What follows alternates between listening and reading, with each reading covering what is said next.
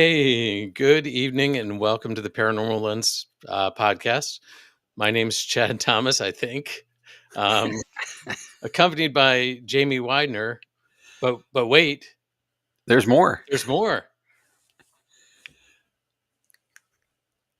You're waiting for me to do something, huh? I am, yes.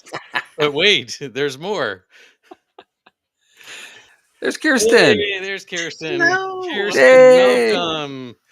Man, I totally missed my cue on that one. Sorry, buddy. Okay. Uh, You did good.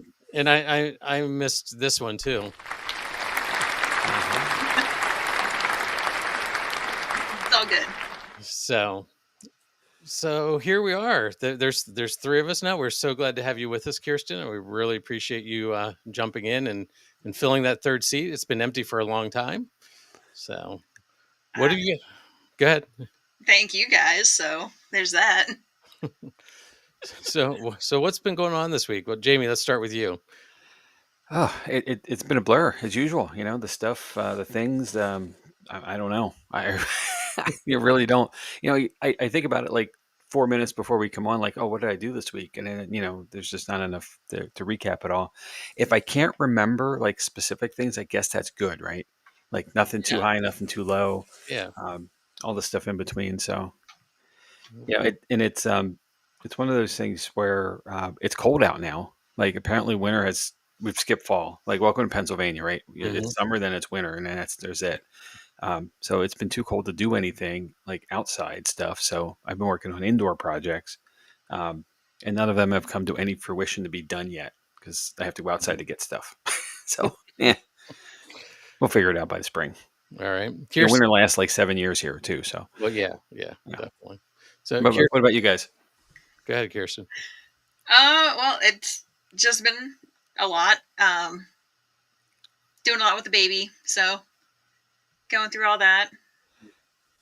I mean, she's 4 months today, so doing something right. Wow, that's out already. That's great. So, and Bert's with us. He's saying hello. Hello. So, let's see same thing with me, meetings, all sorts of stuff going on. The show opens this weekend that I've been working on at the high school. That's right. Had my first production meeting for the spring show today. So, moving one right into the other. You want to cue us on what it might be? There might be a little bit of music about the man. So the Music Man is the spring musical. So it'll be interesting. Good old classic musical. So it is. That's one I remember from back in the day. Mm-hmm. So I also got an email, and I want to dig into this one a little bit, from one of our guests at the last investigation we did in beginning of November. We were upstairs, and he put his voice recorder down and has picked up apparently an EVP that he wants to share with me. So we're trying to figure out how to get the file. He's like, the email was funny because it was like, I don't remember what their names were, but the father and son team that we were working with. So I guess we stand out as that. But yeah, I'm excited. It sounds like it's going to be an interesting EVP. If it's real, it'll be pretty cool. So we'll see what happens. All right, more to come then. Mm-hmm. So it must be nice to have time to get to your review. Yeah. In a timely manner, anyway. Yeah, I've got stuff from I don't know how long that I haven't got to yet. This is why you stamp everything, right? Just in case it takes too long or a while, anyway. Mm-hmm. Yeah, I've got so much stuff. I'm now using 2 recorders, so sad. Yeah. So video is easier than audio, I think. I don't know. That's seemingly, at least to my perspective. I can get through the video really quickly and efficiently, but audio, it just seems like it takes much longer. And I think it's because you have to be more attentive. I don't know, maybe not, but you're not able to stare at a screen that could have stuff happening. It's just you have to like sit there and listen. And I mean, I have to stare blankly as I'm listening to an audio. Mm-hmm. Okay, that makes sense. Yeah, I've actually gone into a trance listening to some audio before. Oh yeah, because it's just sleeping, Chad. It's not at all. You call it sleep. I call it a trance. There's a difference. So, fair enough. So, But anyway, anything else major before we jump into the topic for this week? No, I'm really excited to get to it. I'm happy Kirstin's with us, so let's go. So, Kirstin, if you ever have any questions in the middle of it, just stop us and we'll stop for a quick discussion. But here we go. All right. So a few weeks ago, I introduced everybody to the historic triangle, and I talked about Jamestown and how it was the beginning of our story, how our founding fathers landed in Virginia, created the first permanent settlement, and we talked about the struggles they endured. We had the environment, we had illnesses, and then we had the struggles that they created themselves with the Native Americans. So we jumped from those beginnings in Jamestown to new beginning in Yorktown, which this was the important port because it was where the battle, the change in the Revolutionary War happened. That's where the British eventually surrendered to the colonial army. What happened in the time between Jamestown and Yorktown is what we want to focus the paranormal lens on tonight. The best part about tonight's topic is that it's a city where the 18th century isn't just something you study in a book. It's something you can still walk through together. A city shaped by indigenous nations, colonial ambition, revolutionary decline, rediscovery, and restoration. And somehow, after hundreds of years of change, Williamsburg still feels like it remembers everything. So today we're going to travel through time from the Powhatan Confederacy to the founding of the College of William and Mary, to the political drama of the American Revolution, the quiet years that followed, and finally the incredible restoration that turned Williamsburg into one of the world's largest living history museums. Long before the English built Jamestown or dreamed of a colonial capital, the land around Williamsburg was home to the Powhatan Confederacy, a vast alliance of more than 30 Algonquian-speaking tribes. To understand Williamsburg, we need to start here. Because this place wasn't a blank map when Europeans arrived. It was alive with activity, the land was rich, the climate supported crops like corn, beans, and squash. Let me hold on to you there for a second. I saw, Yeah, you've been a bit muffled for a little while. I thought it was just my end, but okay. Is that better? Oh, that's way better. Okay. Could you just start all of that all over again? Yeah. How far? From the top. From the top. Yeah, you might have to. I'm sorry. All right. It's been a minute. All right. So a few weeks ago, I introduced, and I can't say it this time. I introduced you to the historic triangle. I talked about Jamestown and how it was the beginning of our story, how our founding fathers landed in Virginia and created the first permanent settlement in what would be the United States. And we talked about the struggles it endured, the environment and the illnesses, and the ones they created for themselves with the Native Americans. We jumped from those beginnings in Jamestown to new beginnings in Yorktown. This important port became an important part of our Revolutionary War. The Battle of Yorktown is what caused the British to surrender. Now, what happened in the time between Jamestown and Yorktown is what we're going to focus our paranormal lens on tonight. The best part about tonight's topic is that it's a city where the 18th century isn't something you study in a book. It's something you can still walk through. A city shaped by indigenous nations, colonial ambition, revolutionary decline, rediscovery, and restoration. And somehow, after hundreds of years of change, Williamsburg still feels like it remembers everything. Tonight, we're going to travel through time from the Powhatan Confederacy to the founding of the College of William and Mary, to the political drama of the American Revolution, the quiet years that followed, and finally, the incredible restoration that turned Williamsburg into one of the world's largest living history museums. Long before the English built Jamestown or dreamed of a colonial capital, the land around Williamsburg was the home to the Powhatan Confederacy, a vast alliance of more than 30 Algonquian-speaking tribes. To understand Williamsburg, we need to start here, because this place wasn't a blank map when Europeans arrived. It was alive with activity, the land was rich, the climate supported crops like corn, beans, and squash. Rivers brought fish and trade, trails connected villages, and the people who lived here had deep ties to the environment and one another. We talked about how Jamestown had struggled. disease, contaminated water, and periodic famine made life difficult. So colonists began to explore the higher ridge of land to the north, healthier, cooler, and safer. In 1632, they established Middle Plantation, a fortified settlement between the James and York rivers. It wasn't a bustling town but more like a strategic outpost with a fort, a few homes, and open land. By 1693, something truly significant happened. The founding of the College of William and Mary. Named for the ruling monarchs of England, it was only the second college in the colonies. Harvard was the first. The college became an intellectual engine for the young colony. Imagine a small ridge in the wilderness suddenly becoming a center of learning. Students, of whom would go on to become presidents, walking the same paths people walk today.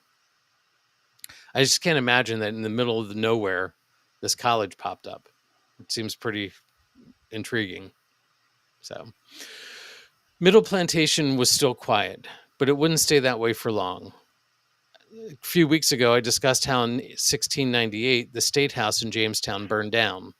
Fires were not unusual. Jamestown had burned multiple times, but this fire became a turning point. Leaders began to ask, why rebuild again in a swamp-prone, difficult location when a higher, healthier, more central settlement already exists? Just 1 year later, in 1699, they made a monumental decision. Middle Plantation was renamed Williamsburg after King William III and became the capital of the colony of Virginia. Suddenly, everything changed. Government buildings rose along the new main street, which was Duke of Gloucester Street. Taverns filled with merchants, politicians, and students. Craftsmen set up shop.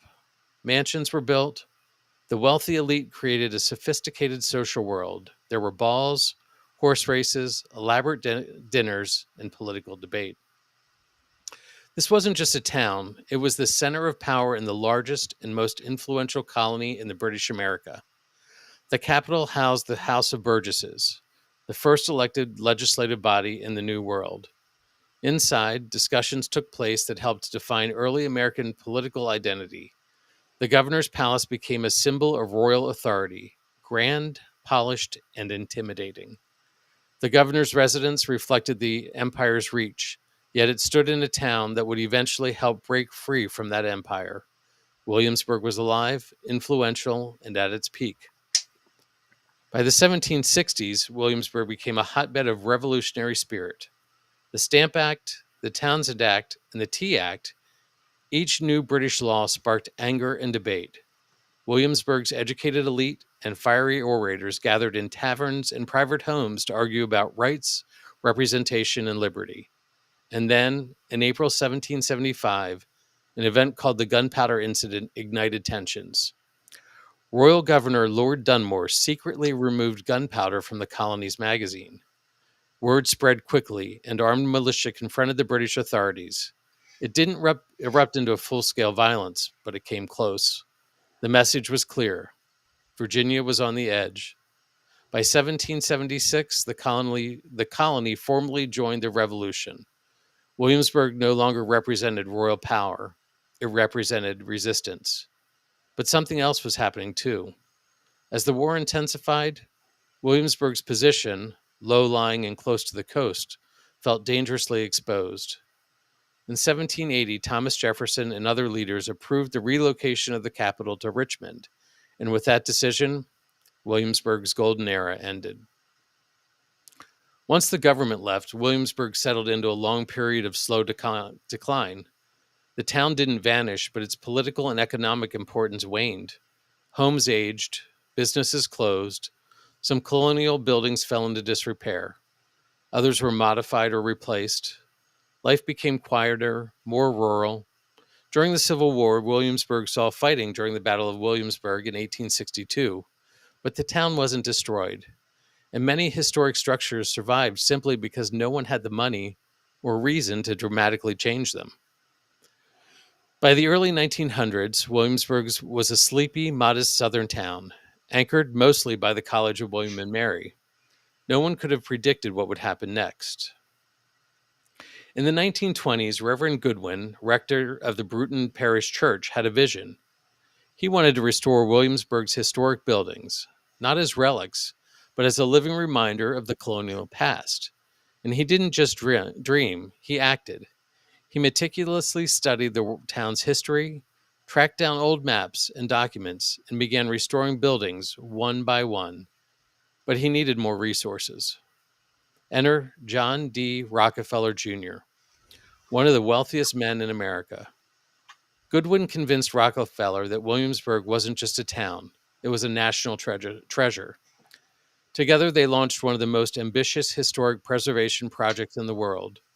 Over decades, more than 80 original buildings were restored, and hundreds more were reconstructed, based on archaeology and research. Electric poles were buried, streets were redesigned, costume interpreters were hired, entire trades, blacksmithing, carpentry, wig making, were revived. This wasn't just a restoration, it was a resurrection, and it transformed Williamsburg into an internationally known center for history and education. Today, Williamsburg stands at the heart of the historic triangle, along with Jamestown and Yorktown. Colonial Williamsburg spans more than 300 acres of living history. The College of William and Mary thrives as one of the nation's premier universities. Modern neighborhoods, restaurants, parks, and cultural sites surround the historic core. Yet all the growth and tourism, Williamsburg still maintains its sense of presence, its memory.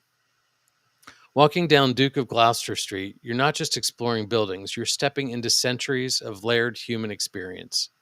And that's what makes Williamsburg so remarkable. It's a city that refuses to forget and invites you to remember along with it. I'm sure you both know how much I enjoy history, so you can understand why I like to spend time in colonial Williamsburg. There are actually 3 reasons. Immersing myself in living history is an amazing experience. I enjoy walking down the street and having George Washington or Thomas Jefferson tip their hat to me, walking in a restaurant that is set up like it might have been in the colonial days, serving colonial foods, being sat with complete strangers and talking about the happenings, taking part in a trial at the House of Burgess, or stopping in to see any of the trade shops and see how things were constructed or built in those days. Every time I visit, I learn something new. Another reason is my best friend from my childhood settled in Williamsburg to raise his family, so I usually have a place to stay whenever I want to visit. But the third thing is the ghost tours. I have lost count of the amount of ghost tours I've done in Williamsburg. The interesting thing is that the tours are never completely the same. I asked my tour guide the last time I was there, and she explained that they have a logbook of experiences that people have recorded. The guides learn several of the experiences and share them with the tour, and the guides rotate so the odds of getting the same guide are slim. One thing to remember when booking a tour is to make sure that you are booking through the official Colonial Williamsburg Center. The main reason for this is they are the only tour guides that are allowed to enter the buildings with their tours. Picture this. You're walking with your group down the cobblestone sidewalks. There is no automobile traffic. The horse-drawn carriages have been retired for the night. Your group is led by a guide who carries a single lantern illuminated by a candle. You walk up to a colonial house. The large front door squeaks as you enter. The house is illuminated by the soft glow of candles as you are ushered into the parlor. You see the home in a different, softer light, and your guide tells you of things that happened here over the years. It is such an amazing experience that I suggest everyone take a road trip and spend a day or 2 there. We are actually coming up on one of the best times to do that.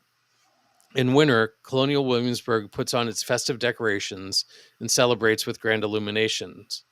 The nighttime streets are lit with wood braziers. The skies come alive with fireworks on certain nights. So it's a really, really cool experience. Now, I know that this isn't called the pyrotechnic lens, so maybe I should move on to some stories about the paranormal. Williamsburg isn't just a historical city. It's one of the most haunted places in Virginia. For hundreds of years, people have shared stories of strange lights, phantom footsteps, shadowy figures, and voices that don't belong to the living. So let's take a look at a few of Williamsburg's most enduring paranormal legends, stories that linger just as strongly as the history itself. So we're going to start in the Governor's Palace. The Governor's Palace is grand in daylight, but at night it's an entirely different world. Several caretakers, night guards, and reenactors have reported the same chilling experience. Soft footsteps on the grand stairway long after the building is closed. Some hear women whispering, always near the upper landing. Others describe the unmistakable sound of someone running up the steps, even though no one is there. One recurring report is especially unsettling, a faint but distant sound of weeping. Some say the phenomenon traces back to a fire in 1781, when the building was used as a hospital. Dozens of wounded soldiers were trapped inside when flames spread through the structure. Their final screams were said to echo through the night. Today, many believe the haunting is tied to that tragedy, those who died suddenly, violently, and far away from home. The next one is the Bruton Parish Church. Bruton Parish Church is one of the oldest buildings in Williamsburg, but age isn't the most mysterious feature. For decades, local residents have claimed to hear the church organ playing late at night when the building is locked and empty. No rehearsal, no services, no visitors. Just the slow, deliberate notes of hymns drifting through the dark. One former sexton reported unlocking the church after hearing the organ from outside, only to find the sanctuary completely silent. When he mentioned it to a longtime parishioner, they simply nodded and said, "Ah, you heard him." Who him is remains unknown, but the organist seemed content to play anonymously for eternity. We'll move on to the White House. The White House is elegant and peaceful today, but its past holds a tragic story. In 1781, General George Wythe's home was used as the headquarters for George Washington during the Yorktown campaign. But the haunting is believed to come from years earlier, tied to Anne Skipwith, a young woman who died suddenly. Visitors speak of a woman's figure descending the staircase, sometimes in full 18th century dress, sometimes only as a passing shadow. Some claim to hear her soft, hurried footsteps, as though she is preparing for a journey she never finished. Her story remains partly hidden. Her presence, many say, does not. The Duke of Gloucester Street. If you walk Williamsburg's main street at night, especially in the colder months, you may hear stories of the lost traveler, a man who appears to modern visitors as a confused, pale figure wearing outdated clothing. He reportedly asks for directions, but before an answer is given, he fades away. Some believe he's the spirit of a colonial man who died while traveling between taverns. Others think he's a remnant of the many soldiers who marched through the city during the Revolution. Whoever he is, he seems politely trapped between then and now. I'm going to wrap this up with stories from my favorite property, and this one I have several for. It's the Peyton Randolph House, and it's Williamsburg's most haunted home. Of all Williamsburg's haunted location, the Peyton Randolph House may be the most intense. Over a long history, the home saw a series of sudden deaths, accidents, and unexplained tragedies.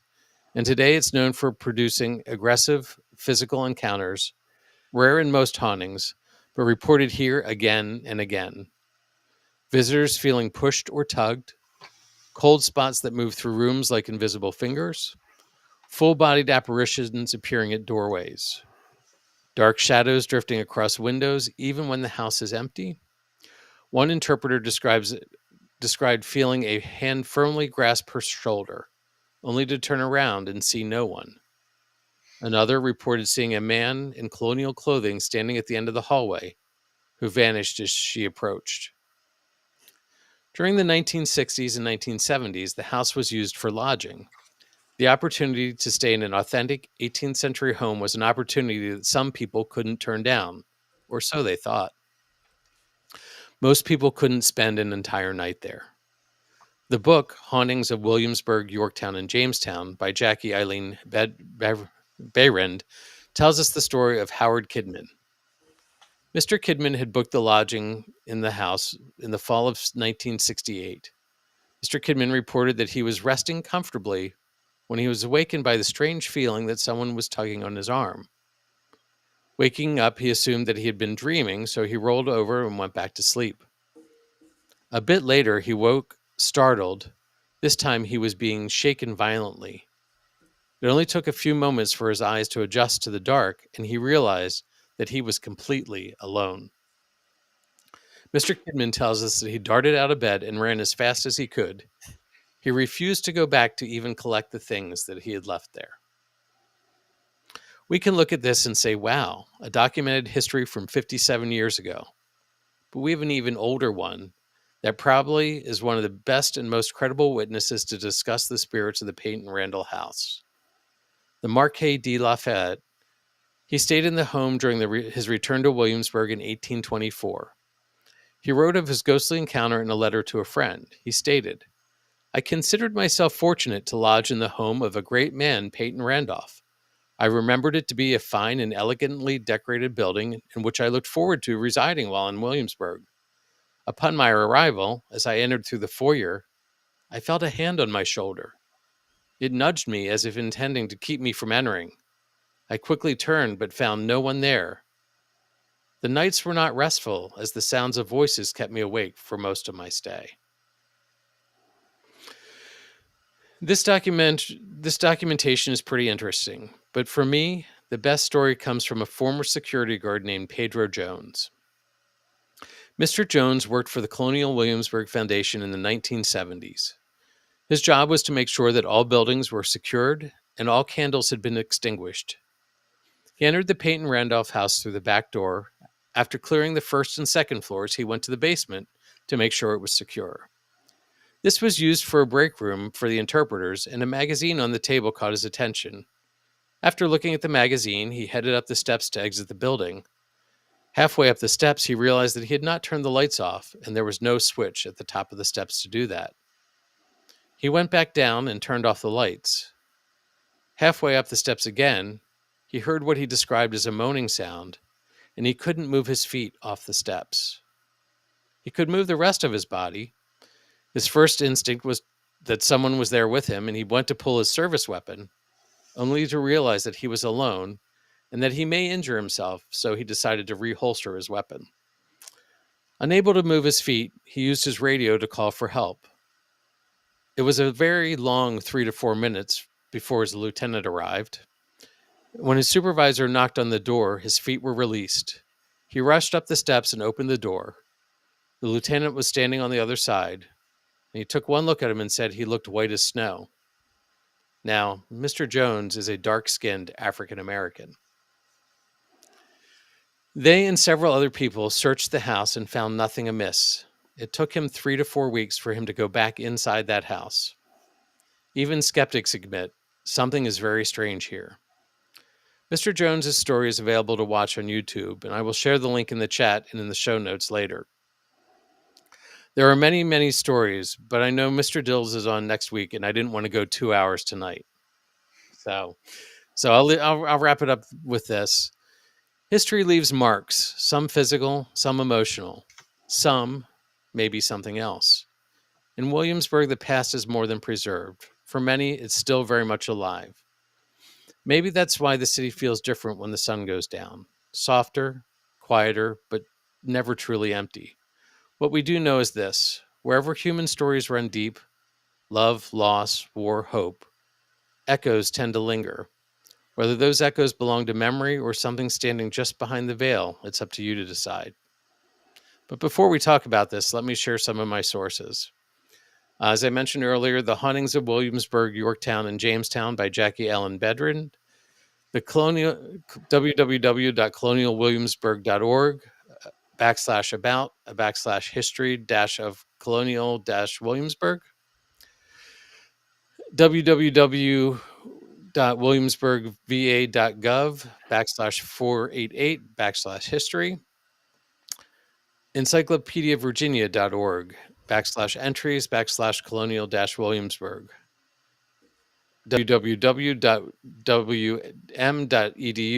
/about /history and www.timsullian.wordpress.com. So quite a bit there, guys. What do you think? Kirstin, you want to go? It's very interesting. I mean, the last house you talked about, that I've had experiences of getting frozen in place, Mm-hmm. and it's terrifying. And I understand completely why it took him a good few years to go back in. Yeah, I've heard that story from multiple people, and then I found this YouTube video of it, and to see him tell it, I definitely want to see that video now. he was startled. Yeah. Well, sure. I mean, it does. Anytime you have an experience that is beyond what you've done, something that you've been touched, you've been stopped, any of that stuff, it is deeply off-putting, because it's not normal, and well, that makes it paranormal, right? But that happening, is unexpected. It's not, it's different when you have somebody in front of you, that you Mm-hmm. see them moving towards you, there's contact coming, but when you can't see it, Mm-hmm. and restricted motion, that's a huge thing, and uh, it is one of those moments that really will freak you out because you don't know when it's going to end, if Right. it's going to end. And luckily, he had a radio. I'm not sure he was in shouting distance to anybody otherwise, but that knock at the door was seemingly the catalyst to release the situation he was in. But Well, if he didn't have the radio, who knows what could have happened? and you have to remember, he's now turned the lights off. Yeah. Oh, yeah. So Much, much more so. Right. he's in the Expecting him to be on his complete way. dark. Yeah, like they're he's Kind of like that. yeah. No, So, not cool. that house is one of the most amazing houses there, and it is one of the original houses. Not all the structures are original. Some of them have been reconstructed, but that is an original house. Last time I was there and did a ghost tour was after I've started figuring out some of my sensitivities, and I could definitely feel that and I told the interpreters this, that the spirits that were there were liking the way that they were being talked about. It was with respect. It wasn't just to tell ghost stories, but it was being respectful, telling the history and sharing all that as well. And the interpreter I was talking to said, "Well, that makes me really feel good because I never know, you never know. You're like, are you upsetting these spirits or not?" Mm-hmm. So it Right. was really cool to be able to share that, and it was fun. It was a great experience. Absolutely. Well, let me slide back here to a comment from Bert. It sounds like we have a tour guide for this road trip, Absolutely. Mm-hmm. Yep, and I'd be happy. Todd came behind it with a couple bells. Way to go, Todd! And indeed, we do. Uh-huh. And then there's a comment here that's when the paranormal gets real for people, especially for non-believers. Mm-hmm. Situation being in that stuck situation. And there's a comment from Todd. We have been to Williamsburg one time many moons ago before we started investigating. We need to go back for sure. Mm-hmm. I agree with that. Yep. I That's need to all go of there us. now. Yeah. Well, the We sort of could be there in like a couple hours. It's not that far, it's about Oh, 5.5 hours. The sad part sort of is there's no real place to investigate in Colonial Williamsburg. Right.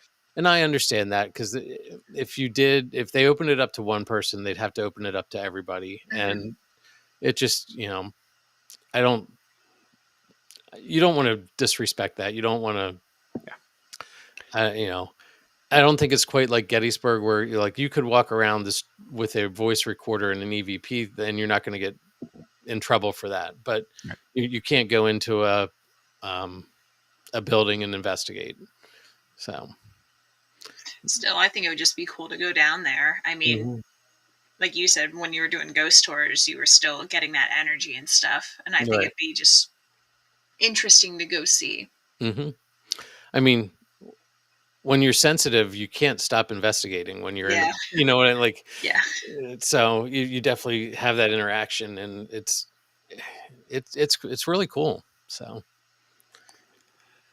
I too was there many moons ago, and I'll come clean on this one. My senior class trip in high school was to Williamsburg. That was not the last time I was there, but that was the first time. Okay. And it left a mark on me because we had to eat peanut soup for dinner, and I've never forgotten it. Uh-huh. Whew, there's something. That's Be glad I didn't have an allergy.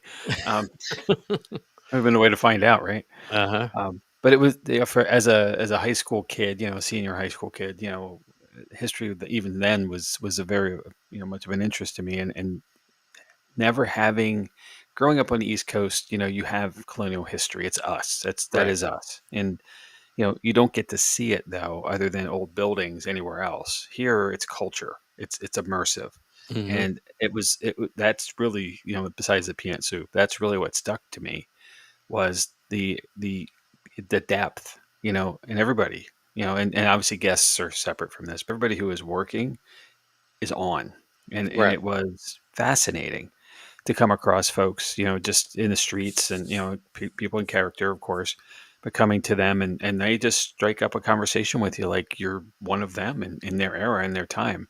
Mm-hmm. And it was really cool. Yeah. And going back as an adult, much later, the experience we had was over a weekend. So like a Sunday morning, we got to go over to William and Mary's chapel, and there was an organ playing session of the original piece that was still there from back in the day whenever the chapel was built, Mm-hmm. a couple hundred years ago.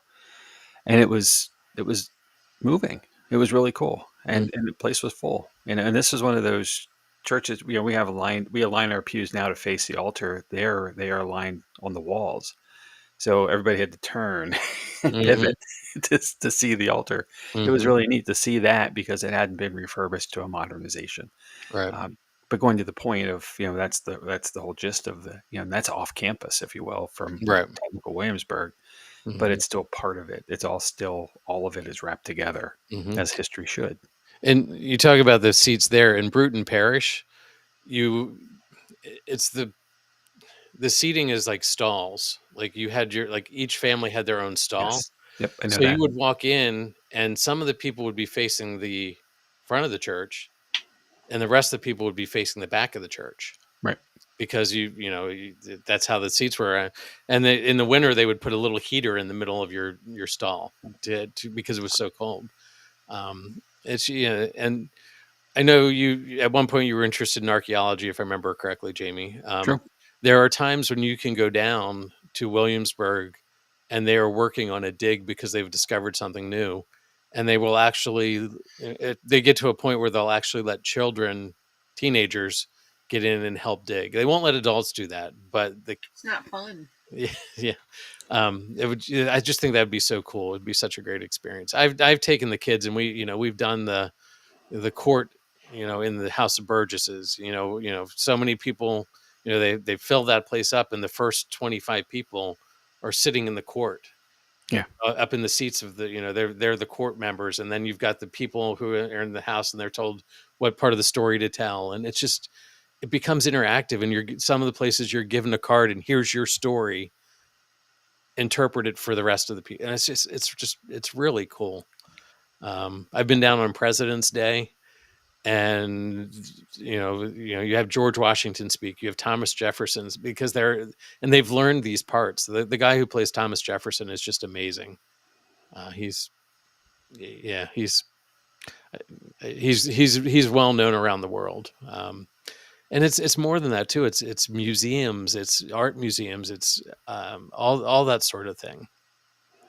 And that energy is just in that whole town. So And I guess I want to note this too, with respects to the paranormal, and specifically to the paranormal, you were noting, several times there were folks in period clothing being seen, and this is the one place where Mhm. seeing someone in period clothing doesn't seem off. Like, why aren't there modern ghosts? Is what we get all the time. Right. Why isn't somebody wearing Chuck Taylors? Right. Mhm.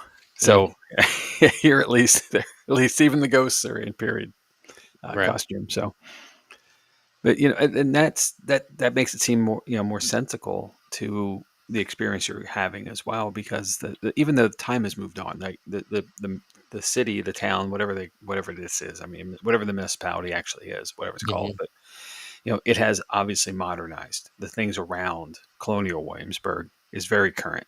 You have everything you have everywhere else there. But once you step in the gates, inside the facility that it is, you go back, definitely way back. So, even there, that's cool. So. And there's people who live in the Colonial. There's some of the houses are still private residences. Yep. Most of the Colonial houses have been bought by the foundation, and as they're being sold, the foundation buys them up. But there's some people who still live there. They can't park their car near their house. They have to walk in and out, or there's certain times like after 10 p.m. you might be able to get your car in to get groceries and stuff. But it's I can't imagine living in that sort of place. So it's a choice. I mean, it's no different than living in like Lancaster City, for example, the Hager building right next to Central Market. It is locked in the sense that it's in a city block. There is no parking garage there, so you have to literally park your car in a lot somewhere else. And there are days when Market Alley is closed because Market's open, and the pylons pop up, and there's no access to drive up to your door to drop your stuff off. So it's a choice, and it's one many people make because they want to be at the place. Right. And I wouldn't argue somebody who had the opportunity to live in Colonial Williamsburg. No, I think that's more what I was saying is I can't imagine like that would just be such an experience. Yes, agreed. So absolutely. At one point it was my goal to retire there and either become a volunteer or all those tradesmen that you see, like the gunsmiths, the woodworkers, they all go through an apprentice program and become master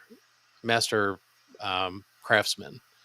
It's a multi-year program, and you start out as an apprentice, and you do what an apprentice would have done back in the 1700s, and you're sweeping the shop, and you're doing the rough hewn work and handing it off to the master. So wow. Well, there's still time. Life goals, right? Life goals. Yeah, exactly. So cool. Let's catch up to a couple comments that have come by. We were chatting. Back to this one from Todd, investigating in the streets. So, there's a big oak tree that I've sat under before. You've talked about this. Recorder, yes. Yep. And let's see, Todd has commented, Bert has commented that, I can't turn Heather off. I think I understand. Todd, oh my, peanut soup. Yeah, that's what I said too. It really, I'm going to be honest, it wasn't bad. It was not at all. And in fact, there's a local restaurant that has something similar to it that I've enjoyed ever since. So it was just strange in the moment. And you can buy it in a bag to bring home and make. Yeah. I'll get you one next time I'm there, Jamie. Let's not get too excited about that. No. Bert said, I've been to Williamsburg twice, but never to the Colonial part. Well, you're due, sir. You are very overdue. And then that gets us caught up. Okay. So, and the cool thing about it is the Williamsburg Foundation, you can go there and you can buy a multi-day pass, or, you can buy a historic triangle pass. And that allows you to go in the buildings and see the tradesmen and the craftsmen and stuff like that. But you don't need to do that to walk down the streets. Like if you just want to go look at the buildings and take it in, go to the restaurants, you don't need a pass to go in there. It's just anywhere where there's active interpreters working. You need that to go in and see what they're doing. But it's truly an amazing museum. So what do you guys think? Paranormal? Yeah, I think so. I mean, with respects to time and activity, we'd say this every week, where there's passion, there's energy, and energy, there's activity. There's decades, centuries now, of passion there. And therefore I can't imagine it's not. The stories you've shared are compelling. I'm sure that's the tip of the iceberg, as far as what's documented and undocumented, the anecdotal things. So I can't imagine not. I mean, I like to go find out for myself, and that's absolutely. That's the thing. But like with everything, regardless of what the stories are, everybody should experience a place. But I think so. I think it's active. Yeah. Bert's in the same spirit, pun intended. Got to be paranormal there. Kirstin, what do you think? I 100% feel like it's paranormal. I mean, like you said, the history, the passion that's been put there, the energy. I believe energy can be left anywhere to start something paranormal. So I very much think so. Yeah. All right. We need a road trip. Yes. That one's a pretty easy one to do. So yeah, we can all crash at Scott's, right? Yeah, he wouldn't mind. Why not? Oh, the perks of having friends in the area. There you go. That's nice. Yep. All right. Well, and we bring the Lynches along. We all just crash in an Airbnb somewhere or a VRBO or one of those things. So we figured that out at Tala. That was great. There was plenty of opportunities down there. So yeah. And the thing is, I guess that it's not in the middle of nowhere. It is really not far off the 95 corridor. It's really in a very progressive area. I do know that in that general region, though, the speed limit is highly enforced. I can tell you from my older life experience there. Mm-hmm. So don't go buzzing through. Take your time. But plenty of things to see and do outside as well. Yeah, especially if the speed limit's 70. If you get caught breaking that, it's a very expensive. Like it's get a lawyer before you leave the state. Is what people tell you now. Noted. And from there's a long converted rail trail that's a bike trail. I think that goes from Richmond into Williamsburg. Oh, cool. Okay. So there are plenty of opportunities. All right. There's some more comments here to catch up. Todd says, we'll be shocked if it wasn't paranormal. Carmela says we're in. And if Carmela says so, it's going to happen. So I know that. Mm-hmm. And then Heather has added, Chad, you can tell how much you enjoyed going there. You light up talking about it. I bet you could talk about it for hours. Exactly. I feel that that's another one of those places that I have ties to from before this life. Yeah. And then last comment here, Bert says, how many passenger van do I need to rent? I think you might be at a minibus at this point, Bert. Yeah, there it is. Yes. The paranormal bus we keep talking about. It's finally happening. The Parabus. The Parabus. Yep. Which I agree with Heather. It's clear.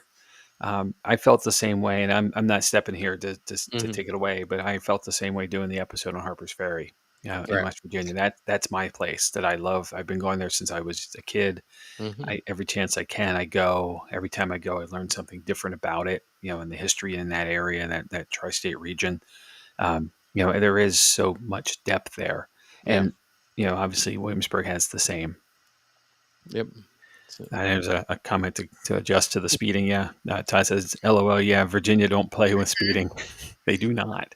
Nope. I wouldn't be surprised if somewhere in the police car they didn't have the actual book to throw at you. Right. And you have to remember, Virginia also is the place where radar detectors are illegal. Yes. They have the radar detectors. So, Goodness. Yep. Well, don't do the crime if you can't do the time. Exactly. Or pay the fine, I guess, either way. Yeah.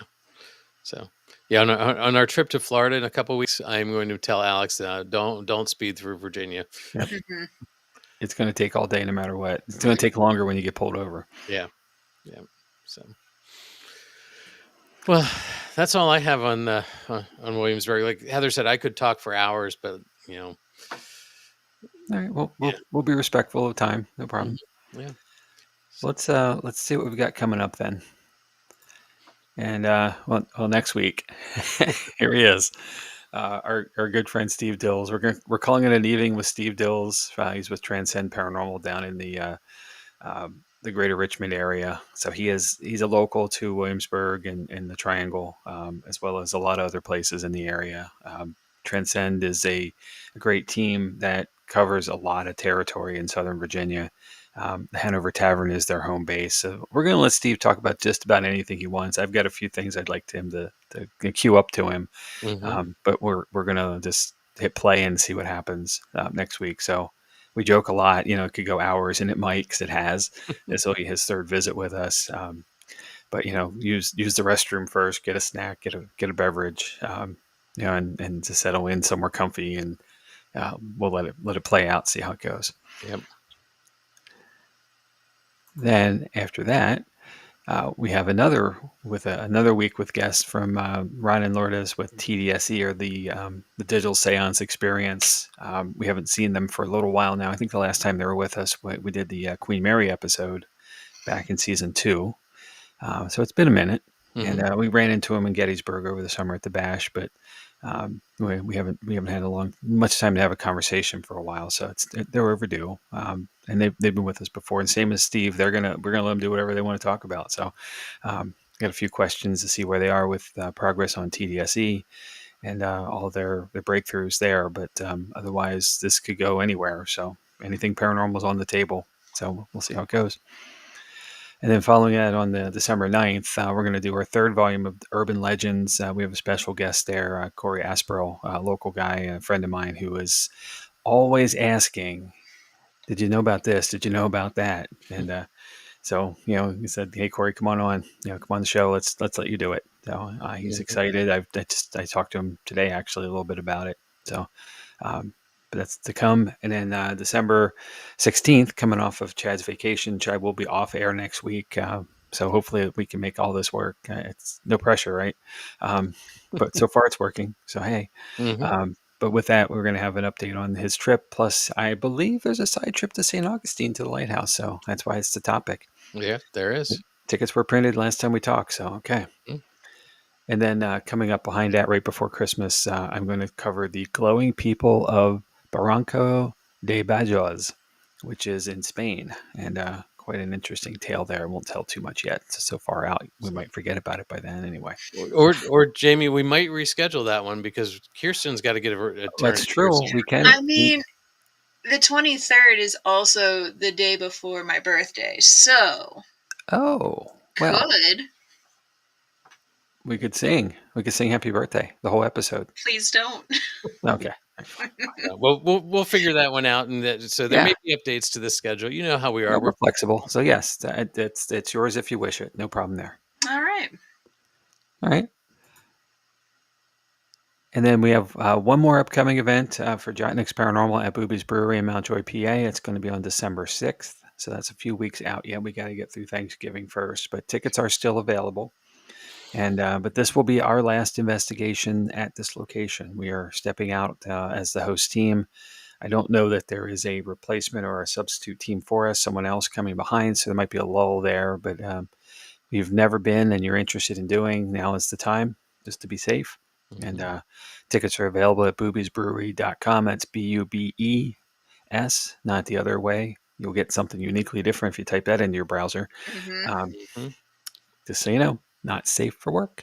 And once you get there, just go to the events tab and you'll find tickets available.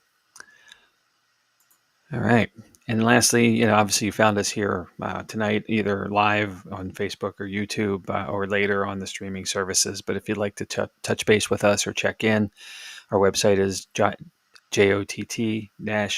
It's NYX paranormal.com. So Jott-Nyx paranormal. And then you can always send us an email at paranormallenspodcast@gmail.com. We all see that. So if you have any interest in an upcoming episode or something, a comment about an episode you've seen from us already, just feel free to drop us a line. We're very responsive. We'll get right back to you. And all of our stuff for Jott-Nyx and for Paranormal Lens is available on Linktree, which is linktr.ee and then /paranormal lens, all spelled out. You'll find all our cool socials and stuff there. There's already a store set up if you're interested in some paranormal Christmas presents. We got you covered. All that good stuff, all on Linktree. And that should cover it. Yeah. A few more comments have popped in here. Let me jump to those quick so we don't miss anybody. And scroll up. Yep, there we go. So Todd has said, very nice conversation and history on Williamsburg. Hope you all have a great rest of the week. Thanks, sir, and you as well. And Bert has said, Chad, when in St. Augustine, you need to check out Happy Pappy's Glowing Balls. He gives a shot of alcohol with each purchase. Okay. All right. Pappy's glowing ball. I can't just not say that one more time. All right. And another comment from Todd. That's sad. Glad we have the opportunity to investigate with you all. Yeah, we're so happy you guys could make it to that time. It was great. Yeah. So we will see you all somewhere along the way, though, Todd and Carmela. Mm-hmm. Yeah, I think we need to get over to White Hill with them. Yeah. Yes. So I wanna get back in that bathtub at White Hill. Yep, it's definitely an experience. That was an experience. Totally understand that. And then see if we can keep all the paintings and pictures on the walls in the speakeasy. Yeah. Yeah. We have not yet. I mean, the year is basically over here. Now we're at the end of this in mid-December or mid-November. I'm sorry. So we probably won't make it this year yet, but I cannot believe we didn't make it. That's how busy we've been this year, I guess, to say that. But man, we're overdue. We have to book twice next year to make up for it. Yeah. Yeah, at least. All right. So, well, do you guys have anything else before I wrap us up here? I don't. Go ahead. All right. No. So as we wrap up tonight's journey through the haunted streets and historic echoes of Williamsburg, one thing becomes clear. The past never fully lets go. Every creaking floorboard, every lantern-lit alley, and every whispered legend reminds us that history is alive, sometimes more than you expect. Thank you for joining us this deep dive into one of America's most spirited towns. And until next time, stay alert, stay respectful, and stay curious. Good night.